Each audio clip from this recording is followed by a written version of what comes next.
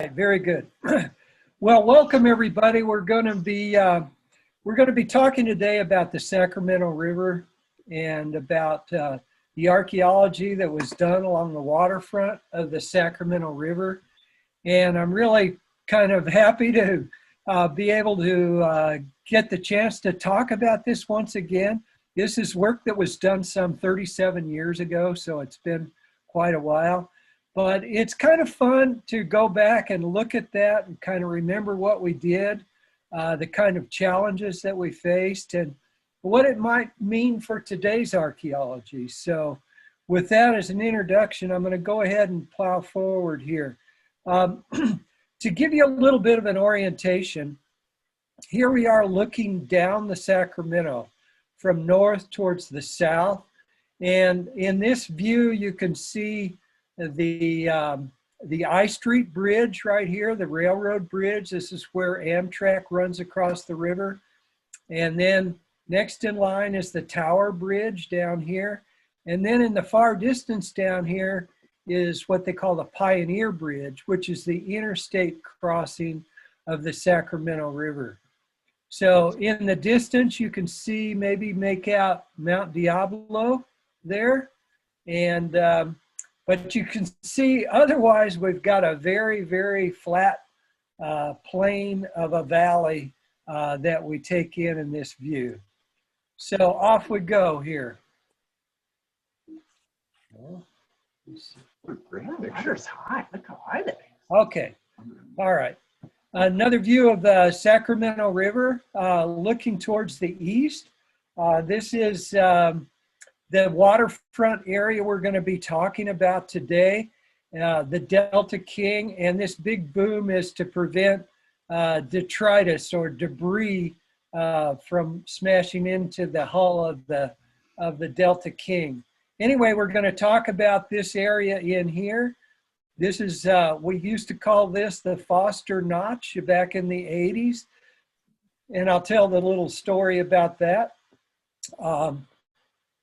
And here's another view of the same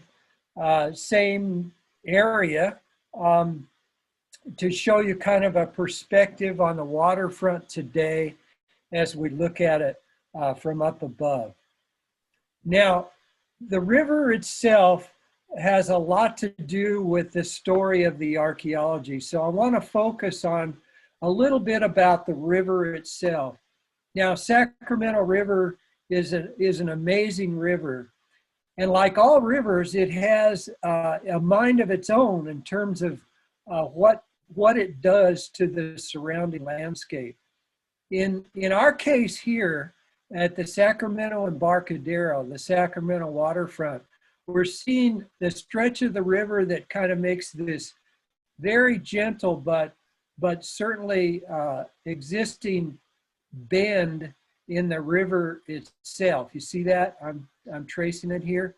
And what that means is, as the current comes down this way, it tends to hit the eastern bank of the river, and that's the cutting side of the river.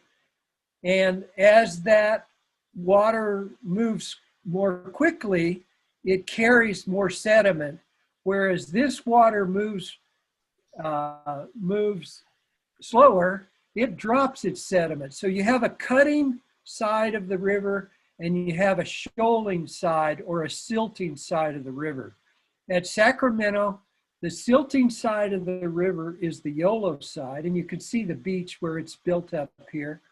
The cutting side of the river is the Sacramento side, where they've dumped riprap and armored the bank all along this area of the river. So that's part of the dynamic of the Sacramento River and the reason that we have some material preserved from the gold rush, which I will talk about in time here. Again, looking at the Sacramento to the north, again, you see this sweeping bend of current that comes around this way. And again, riprap rock on this side of the river, on the Sacramento side, and shoaling or sandy beach buildup on the opposite side.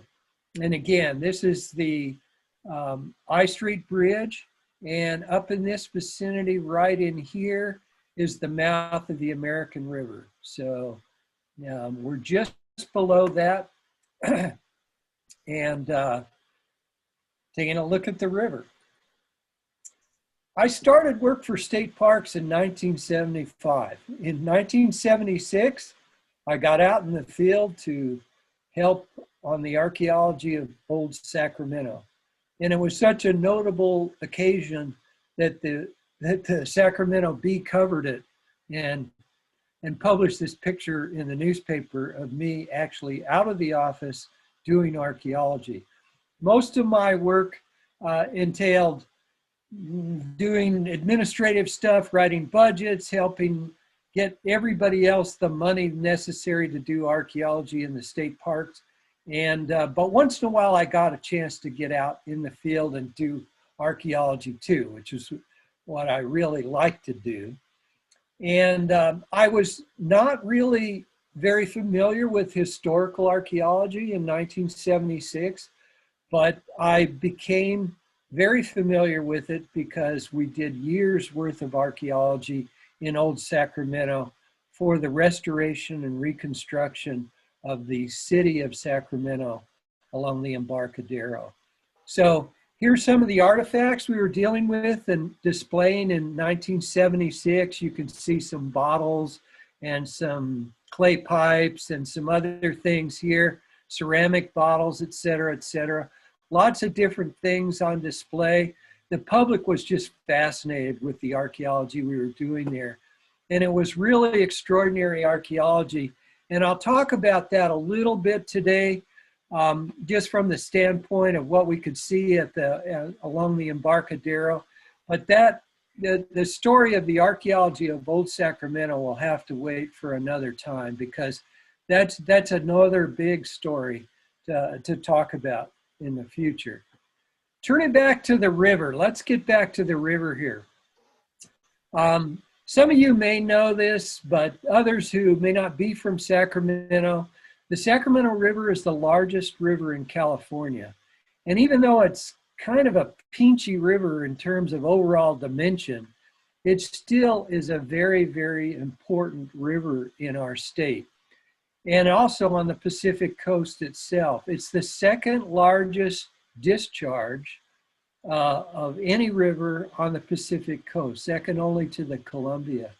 And this shadow here is the drainage area of the Sacramento River, and you can see it extends all the way up to Alturas in Modoc County. And interestingly enough, in wet years, in the Goose Lake drainage up here, it reaches a point in wet years where it flows down into the pit and ultimately into the Sacramento River. So the Sacramento drainage actually extends all the way up here into Oregon in certain times. So anyway, it's a very, very important river. It flows some 400 miles from northeastern California down to the Pacific coast. And among its many benefits is that it provides for the southernmost run of the Chinook salmon in the winter. So the Chinook salmon is the largest salmon species in the Pacific. It's an extremely important fish and has been to humans since the dawn of time on the North American continent. It's one of many anadromous fish runs that occur in the Sacramento River, but it's probably the most important one because it's the largest fish in it, and it travels all the way up from the Pacific coast up to past Redding, and formerly up the Pitt River into Modoc County.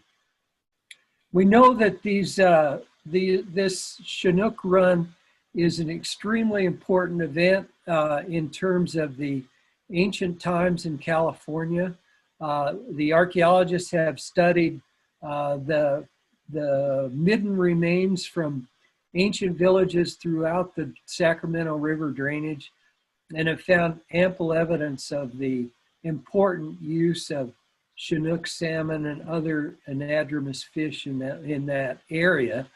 The middens also reveal that important freshwater fishes were also quite important to the occupants of early California.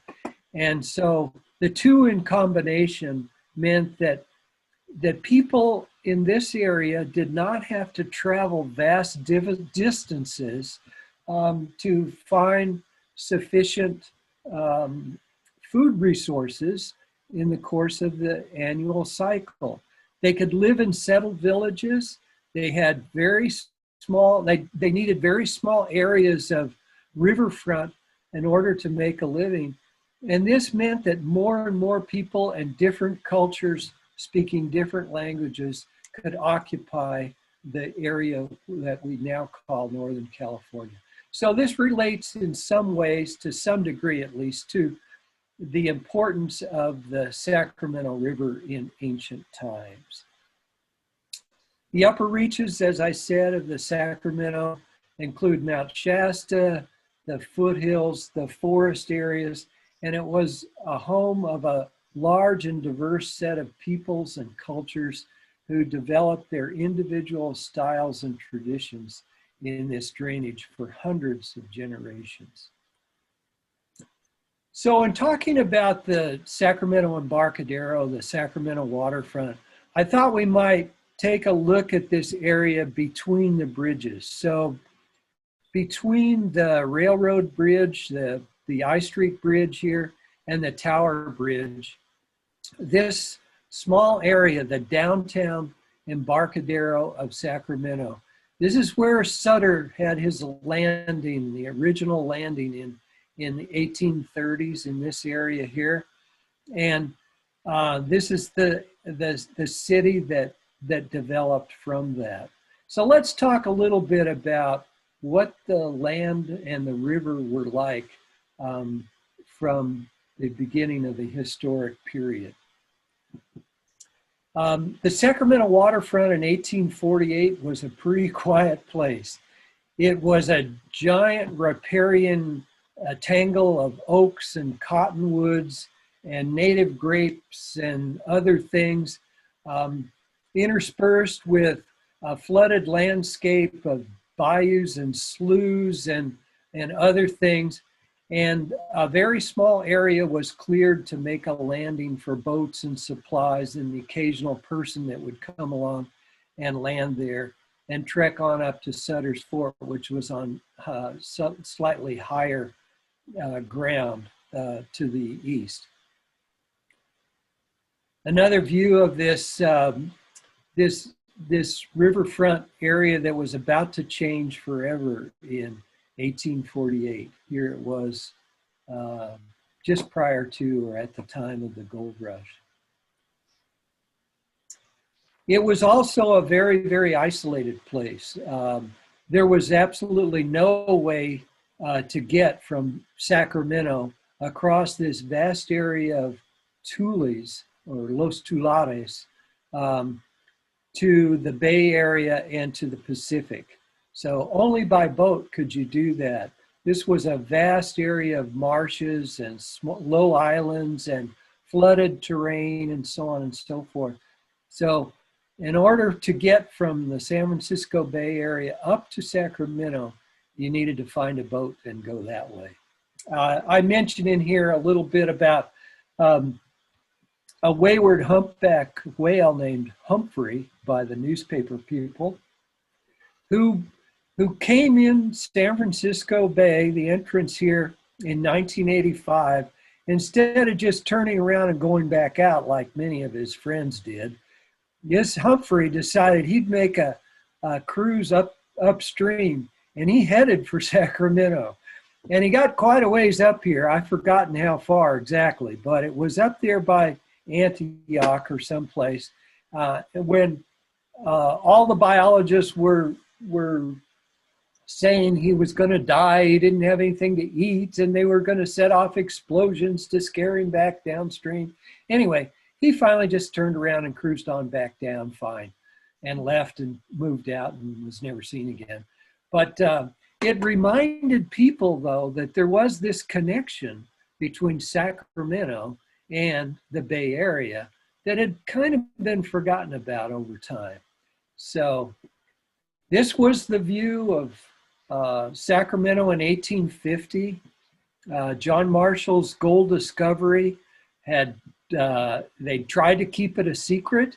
The word quickly got out. It spread to the East Coast. And by the time a year had passed, there were hundreds of vessels which set sail for San Francisco, some of them also making their way upstream to Sacramento. This was the view in 1850 of the embryonic city of Sacramento here on the waterfront. It was an area that flooded every year, and it was a very challenging place in terms of trying to make a living. But this is what started from the gold rush. Again, waterfront in 1850, the world rushed in, as it's been called, and in particular, what is known as the 49er fleet arrived at Sutter's Embarcadero. And the 49er fleet was this armada of vessels from all over the world, but primarily from the East Coast, that sailed around the Horn and came to San Francisco in 1849. This is the view of that from a lithograph at that time period. You can see that these are mostly sailing ships. Some people are surprised that you could sail a sailing ship from San Francisco up to Sacramento, but it was done in those days. It was usually a one-way trip for these vessels. They were usually abandoned by their crews and by their passengers, who lit out for the gold fields as quickly as they could and left the vessel tied up along the waterfront. Now, this 1850 view shows one of the early steamers that was also by that time docked at Sacramento.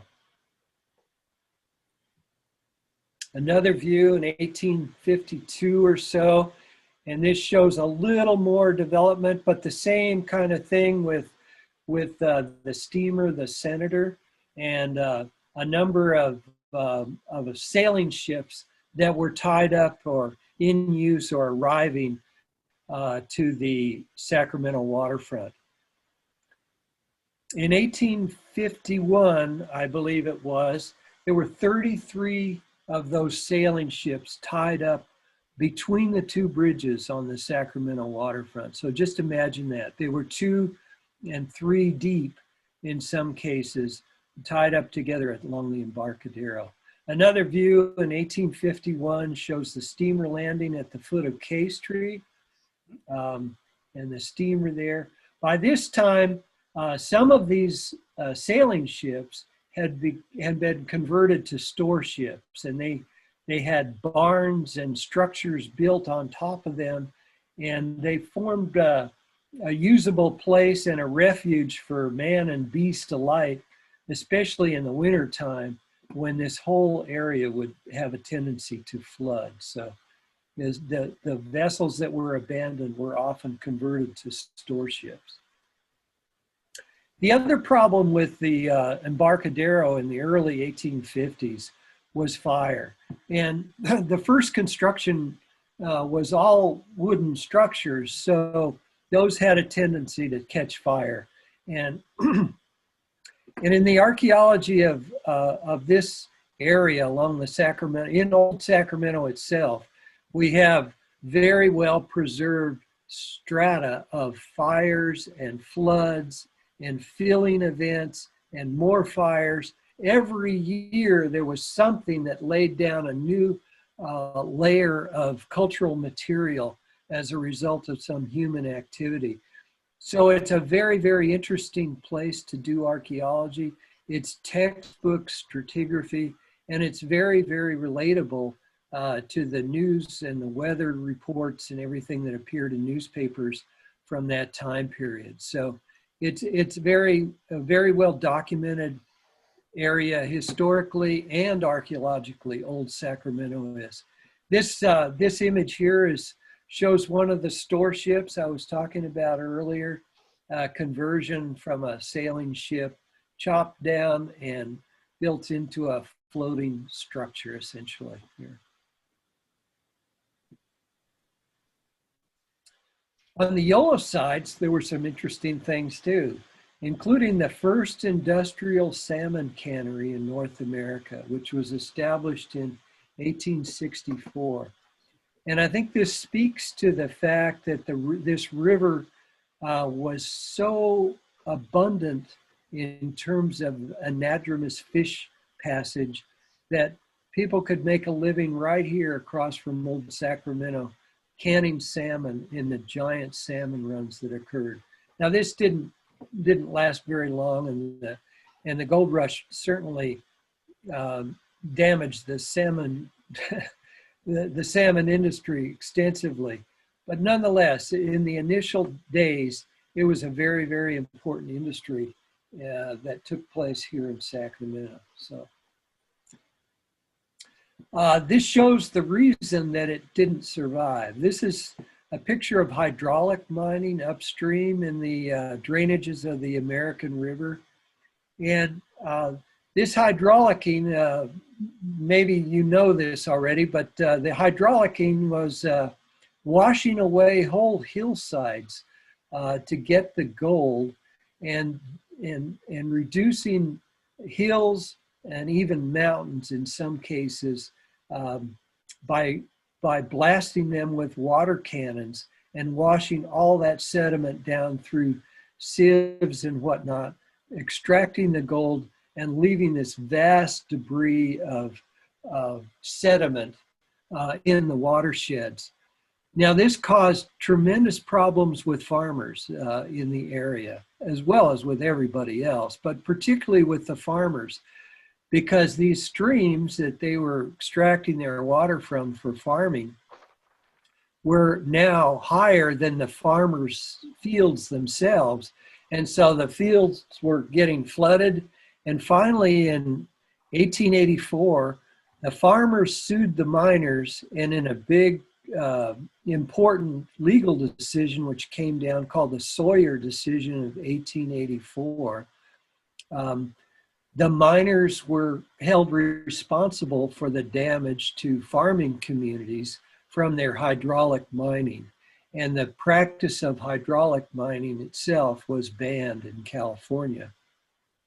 In many ways, this was the birth of the environmental movement in California, and the first real occasion where someone was being held responsible for degrading the environment. So it's considered a very important legal event and a landmark decision in California history, the Sawyer decision of 1884. In terms of the Sacramento River, it's interesting because in the testimony that was produced for this large case, they had people that were here in Sacramento standing at the mouth of the American River where it joins the Sacramento there, describing the ability to look down in clear water to a depth of 30 feet and see the spawning salmon on the bottom in these gravel areas. So that was important because it showed the condition of the river prior to hydraulic mining, which completely changed that situation, obviously. And so that was important. It demonstrated the problem with hydraulicking and put an end to that practice in 1884. So the decision relied, among other things, on the testimony from people that were on the Sacramento Embarcadero or nearby talking about what the river was like prior to the practice of hydraulic. Okay, here's a photograph of the between the bridges in 1860s, showing the crowded waterfront area. You can see stern wheelers there and some of the barns having been built over former sailing ships and so on. A very, very crowded area of vessels that was typical in the 1850s and 1860s along this area between the bridges. You'll also notice that the river is still pretty high. The city itself hasn't been raised very far yet, and it was still subject to flooding at this point in time, say 1860. 1870s, this beautiful painting by John Stobart shows the Sacramento waterfront in 1870. The California Steam and Navigation Company sidewheel steamer Chrysopolis begins her 7-hour passage to San Francisco, leaving from the Sacramento Embarcadero. So that's a pretty spectacular sight. And you compare that to the activity on today's Sacramento River, and you see how different it was in 1870s and 1860s. It was quite an active place then, and quite a lot of vessels and everything were coming and going from the Sacramento waterfront. Shot of the Chrysopolis at the dock in San Francisco. And in the background, you see the forest of masts, as it was called. Many of these were vessels that had raced to California to be part of the gold rush. They were left there. People took steamers up to Sacramento and from there on to the gold fields, leaving the ships behind. There were hundreds of vessels abandoned in San Francisco. And some of these became entombed in the sediment as the city itself was expanded out into San Francisco Bay. And so a number of these vessels have been excavated. The remains have been excavated and studied underneath the urban area of San Francisco, which you can see the antecedents for that in the forest of masts behind the Chrysopolis there. And back to between our bridges, here's the Delta King, which entered passenger service in 1927. So for the California Transportation Company, it made a regular 10-hour passage between Sacramento and San Francisco for many years until it was finally done in basically when the highways were constructed to the Bay Area from Sacramento. And so you didn't have to go by boat to get to San Francisco. But up until then, the Delta King and a whole lot of other passenger vessels made that route overnight mostly in terms of linking the two cities. It was the waterfront, what I'm saying is that it was very important up until the time that highways kind of made it obsolete, at least here in Sacramento. So again, a view from Metalhead looking east here at the Notch and the river and the waterfront.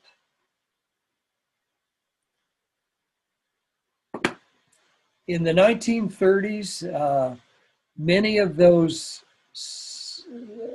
stern-wheeler steamer vessels, the work boats of the Sacramento River, and particularly in between the bridges, were laid up by the Depression. And in the summer of 1932, somehow a fire started on the Yolo side, and it burned up scores of these vessels that were lost overnight. in this raging fire. This fire could be seen from many, many miles away. It was a major, major fire. Well, the bones of those ships sank in place or drifted away in the current and came to rest wherever. But the bones of this fleet is still out there. And as I mentioned, in terms of the cutting and the silting of the river at the Embarcadero, on the Yolo side, it's been silting. So the bones of these vessels are down there in that sediment. So if it's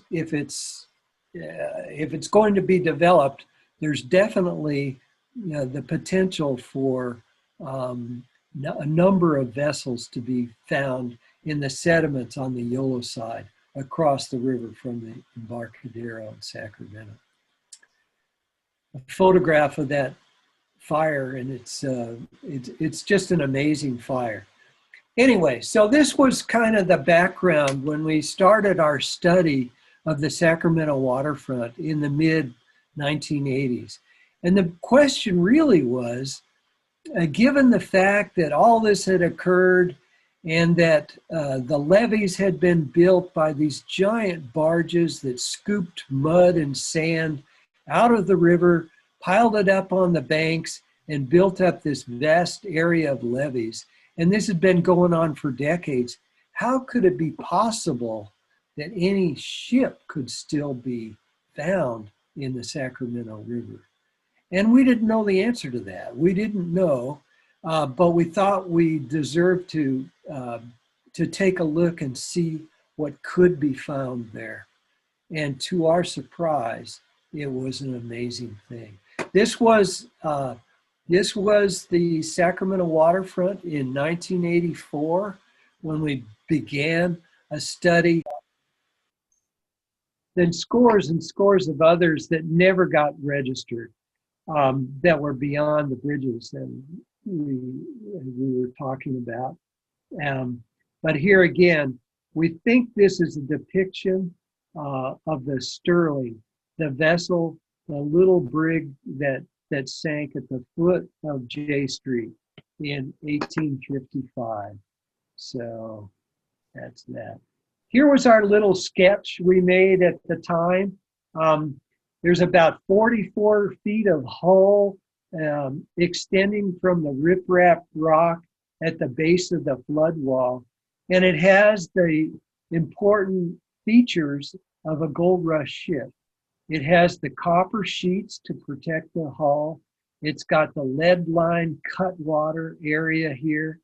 And it's got this stud link hand forged chain, typical of mid-19th century vessels, extending out of the hawse hole and into the mud. Chain plate bars and other features document that this was a sailing vessel and came to on top of the Sterling. So we have actually two shipwrecks, one from the gold rush and one from the 1932, which form a package of cultural material at the foot of J Street in the Sacramento River at a depth of about 30 feet. Now, the importance of this steamboat being on top is that created a scene of the Sterling, technical drawing of the Sterling shipwreck. And it's, I like the other one because people can visualize it a little bit better as a ship. But this is actually what the side actually looks like, more or less. It's the same kind of view, but a little bit different. What's different here is that the bow is twisted. This is sticking out from the riprap into the current. So the current has twisted the bow to the left or to the downstream, exposing it on that side there. A few shots of some of the artifacts and some of the activities that were carried out in 1984, 1985, and we were studying the Sterling. It was a very, very important find, and it resulted in a lot of excitement in Sacramento City. We had a big press conference announcing this discovery in 1985, and the mayor of Sacramento, Phil Eisenberg, came down and congratulated me on making this discovery and everything else. We were having a lot of fun talking about the gold rush and talking about, a ship from the gold rush period lying down there on the bottom of the river. Poor Phil Eisenberg had been doing battle with the city council about some budget detail, and we were going on and on about the river and the gold rush, and he leaned over to me and said, "Would you like to change jobs? Would you like to change jobs with me? Trade jobs. Thanks." Anyway, well, not everybody was happy. When I told the city that there was a gold rush ship right down there at the foot of J Street where they wanted to build this wharf, then they couldn't drive pilings down through that ship. They had to redesign the wharf. So not everybody was happy. Foster's Notch was born. They redesigned the wharf to cut out that little patch, and that has always been a reminder. There's where the Sterling lies, right down there in that slot. So the second vessel that was discovered and encountered along the waterfront had actually been discovered earlier in the 1970s when a cable was laid across the Sacramento River. And that cable laying operation encountered a piece of a ship. We know now that that was the LaGrange, a larger, much larger, three-masted vessel that came to California as part of the 49er fleet, arrived in San Francisco after a 183-day passage. It departed from Salem, Massachusetts, and arrived in San Francisco September 17, 1849. By October of 1849, the LaGrange is in Sacramento, and ultimately the city purchases the LaGrange for use as the prison ship for the city of Sacramento for $2,500. So the ship was partitioned into cells, a barn was built on the deck, and until 1859, that was Sacramento's first jail. So interesting there. In November of 1859, the LaGrange sinks along the Sacramento levee at I Street, so just upstream from the Sterling site. And then it's encountered in a cable laying operation in 1972. This lithograph from 1857 shows down here, off the mouth of Sutter Slough, what we believe to be the depiction of the LaGrange ship. And so it was here in 1849, 1850, and sinks in 1859. So anyway, that's the LaGrange. Purchased by the city, became the first city jail, copper sheath hull, lots of different artifacts. Interestingly, in the 1970s, when the cable dredging struck the hull, two large chunks of the LaGrange were salvaged at that time, including this log windlass that was recovered by the county and hauled up onto the bank and taken off to the museum. Unfortunately, it was never conserved. But in our studies in the 80s, we got a chance to look at this log windlass more closely, and doing the dendrochronology, you can see the tree rings here, determined that it was cut in 1844. So this is an original piece of the LaGrange shipwreck, which sank on the Sacramento Embarcadero in 1859. and was part of the 49er fleet. The documentation for this was done by my friends Shelley Smith, Jack Hunter, and Monica Hunter. And they did an excellent job documenting the story of the LaGrange and documenting the pieces of the LaGrange that were left, her fastenings, and her whole segments that had survived. And it included a very, very, very, very thorough documentation of the pieces of the LaGrange that exist today. Artifacts recovered from the site were very interesting and kept on display. The ship became very famous, the LaGrange did, as the first prison brig in Sacramento. And over the years, artifacts that came around the horn on the LaGrange ended up getting donated to California state parks.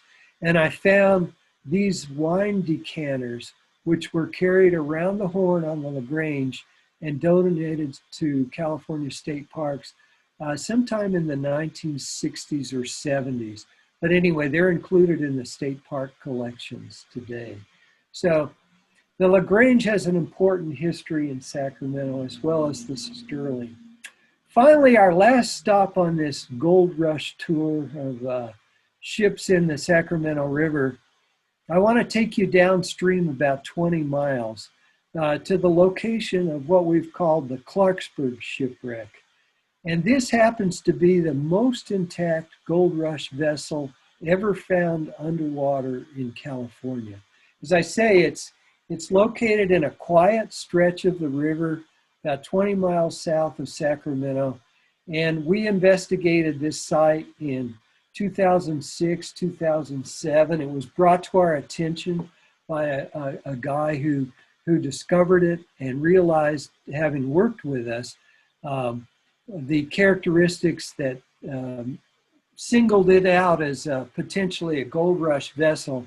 And he brought it to our attention, and we turned our efforts to documenting it in 2006 and 2007. This was a very, very interesting site. Diving conditions were much better. The current is much more gentle.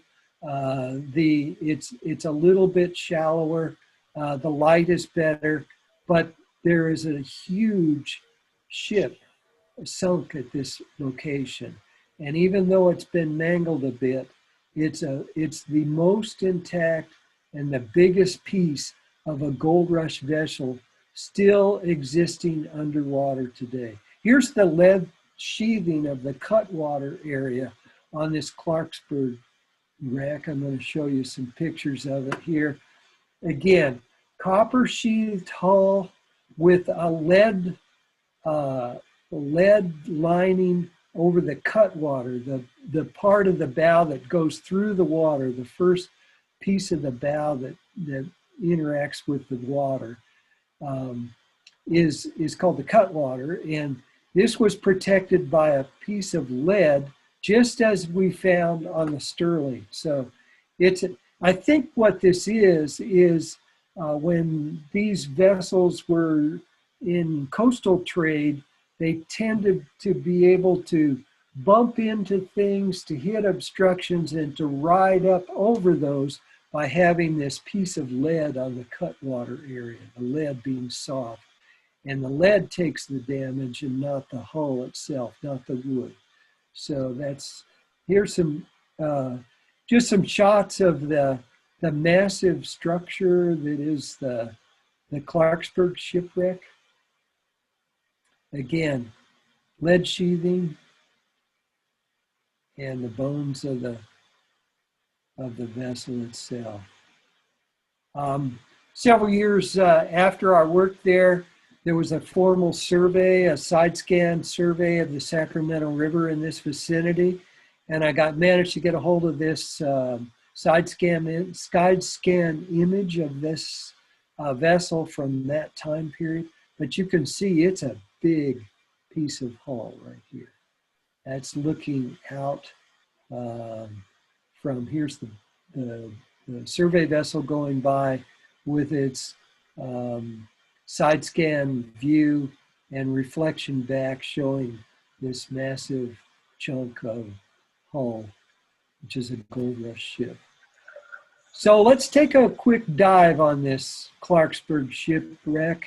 And we'll see my friend and colleague, Shelley Smith here, doing her incredible work recording this vessel.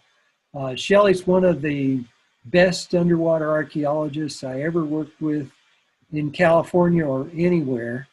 And her skills are such that she's just in this tremendous class of people who can document these vessels, knowing what they are and the key features, and being able to draw those features underwater. It's one thing to take a picture, but it's another thing to make a drawing of a huge chunk of sailing ship underwater on a slate using waterproof paper, a pencil, and a lot of knowledge about how ships are put together and what pieces go where and what they tell us about the construction, the age, and the type of vessel, and so on. You can see the massive timbers here. They're really amazing. This is an important piece of California history. As I said, this is the most intact gold rush ship that's ever been found underwater in California. We call it the Clarksburg shipwreck. And I'd like to see more research done on this vessel with the intent in the future of seeing if we can't find a name for her and find out a little more about her history and how she came to rest 20 miles south of Sacramento at a depth of about 20 feet. The drift pins, the copper sheets. You can see the river has peeled off a lot of things, but it still left the characteristic sheathing nails and patterns and so on, which demonstrate that this was clearly an oceanic vessel from the mid-19th century. So here we are. Welcome to Sacramento River diving.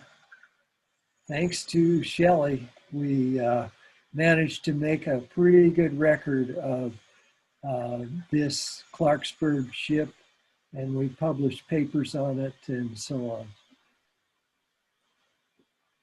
So, to wind up our story here, in 1986, I was coming back from a meeting in West Sacramento, and I looked down as I crossed the I Street Bridge. I looked to the south along the waterfront, and I saw our old friend, the Retriever, this dive boat, sitting over the Sterling site. And he had this boom extended out from the transom, and he was tugging on something really heavy. I knew exactly what was going on.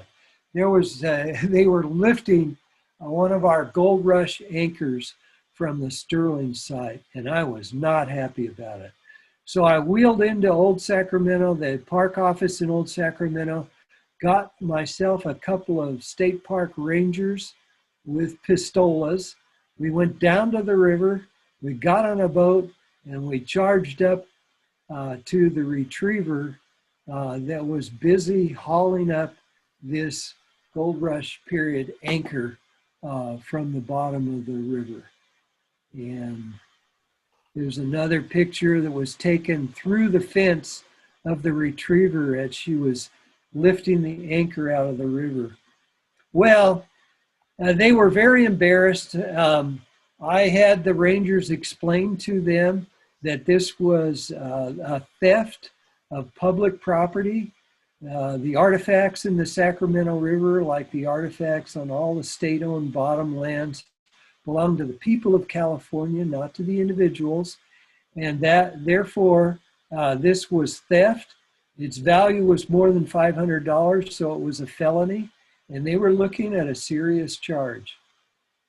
That charge could result in the confiscation of the boat and the diver's gear and everything that was associated with committing this felony.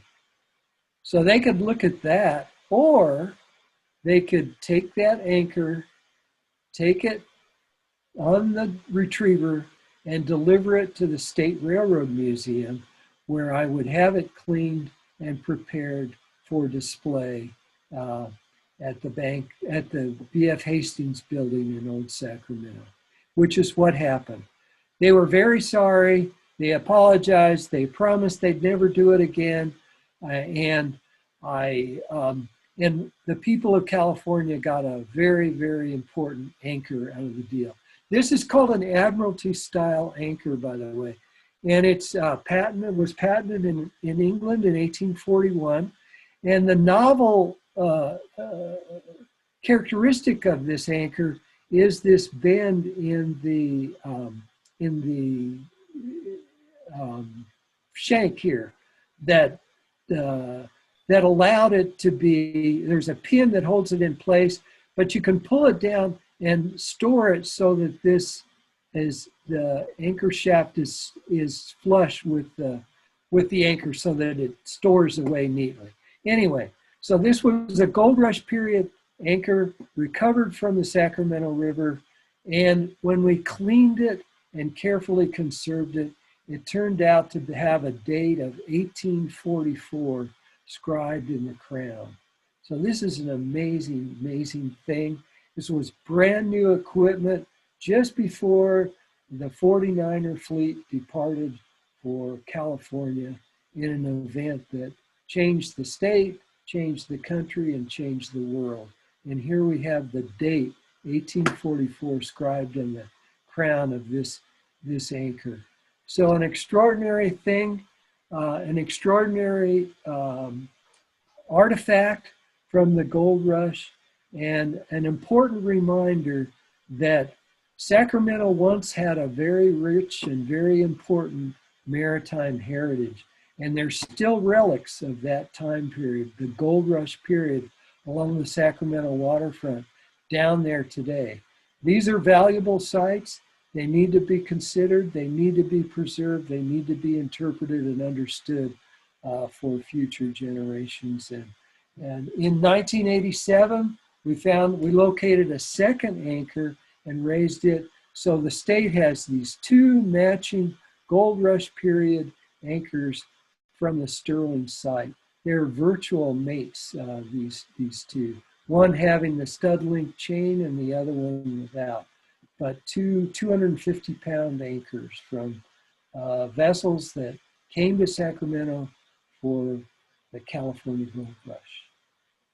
And with that, I'm done.